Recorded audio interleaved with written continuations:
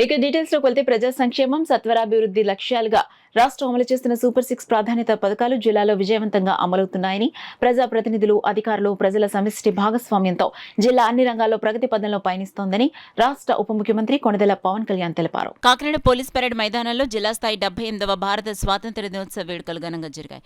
ఈ వేడుకలకు రాష్ట్ర ఉప ముఖ్యమంత్రి కొణిదెల పవన్ కళ్యాణ్ ముఖ్య అతిథిగా హాజరై జాతీయ పతాకాన్ని ఆవిష్కరించారు. సాయుధ దళాలు నిర్వహించిన సాంప్రదాయ సమాన్ guard of honour, march past వందనాలను స్వీకరించారు.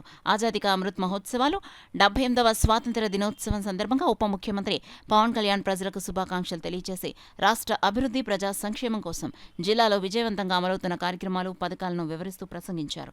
నేడు మనం అనుభవిస్తున్న స్వాతంత్ర్య ఫలాలను అందించిన మహనీయుల స్ఫూర్తి మార్గాన్ని ముందు తరాలకు అందించేందుకు ప్రతి ఒక్కరూ కృషి చేయాలని మంత్రి పేర్కొన్నారు.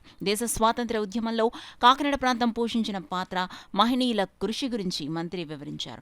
అనంతరం నిర్వహించిన సకటాల ప్రదర్శన, సాంస్కృతిక కార్యక్రమాలు అందరినీ ఆకట్టుకున్నాయి. తదుపరి ఉత్తమ సేవలు అందించిన ఉద్యోగులకు ప్రశంసా పత్రాలను అందించారు. ఈ కార్యక్రమంలో జిల్లా collector Shanmohan Sagili, SP Vikrant Patil, Kakinada MP Tangella Uday Srinivas, Kakinada city MLA Vanamadi Kondababu, rural MLA Pantha Nanaji, ZP chairperson Vipparthi Venugopala Rao, Kakinada నగరపాలక సంస్థ కమిషనర్ భావన తదితరులు పాల్గొన్నారు.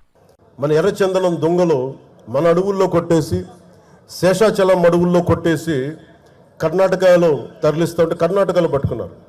100 కోట్ల రూపాయలు ఒకసారి, 40 కోట్ల రూపాయలు ఇంకొకసారి. ఆంధ్రప్రదేశ్ చెందిన ఎర్రచందనం దొంగల్ని మన కర్ణాటక ప్రభుత్వం తీసుకుంది. అక్కడ ఫారెస్ట్ అధికారులు చెప్పారు, వేలం వేశారు. ఆ డబ్బు కర్ణాటక ప్రభుత్వానికి వెళ్ళిపోయింది. అదే 140 కోట్లు కనుక మనకు ఉండుంటే, రాష్ట్ర ఖజానాలు కనుక ఉండుంటే, ఎంతమంది విద్యార్థుల్ని అంబేద్కర్ విదేశీ విద్యా పథకానికి పంపించవచ్చు, ఫీజు రీఎంబర్స్మెంట్లు చేయొచ్చు, ఇలాంటి ఎన్నో చూడొచ్చు. కానీ దురదృష్టం ఆ పరిస్థితుల్లో లేదు. సో మేము ముందుకొచ్చి ఇవన్నీ బయటికి తీసి ఆ నిధుల్ని అవన్నీ తిరిగి మనకి చెందేలాగా ఒక ప్రయత్నాలు మొదలు పెడతాం. చాలా బలమైన బాధ్యత పెట్టారు మీరు అందరూ. ఆ బాధ్యతని చాలా జాగ్రత్తగా,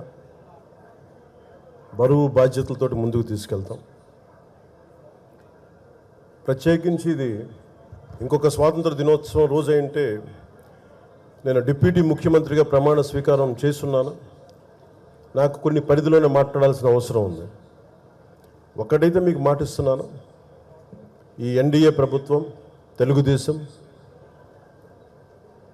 భారతీయ జనతా పార్టీ, జనసేన ఎన్డీఏ ప్రభుత్వం స్వాతంత్ర సమగ్రతకి స్ఫూర్తిని నింపేలాగే అభివృద్ధి ఉంటుంది.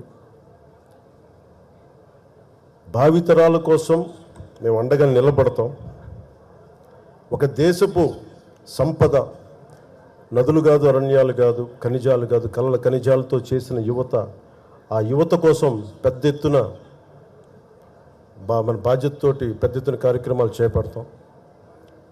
భవిష్యత్తు యువతరానిదే. ఆ యువతరానికి అండగా ఉంటాం. మాటలతో కంటే కూడా చేతుల్లో చెప్పి చూపిస్తామని తెలియజేసుకుంటూ, ఈ 78వ స్వాతంత్ర దినోత్సవ సందర్భంగా మరోమారు మీ అందరికీ పేరు పేరున ధన్యవాదాలు తెలియజేసుకుంటూ సెలవు తీసుకున్నాను.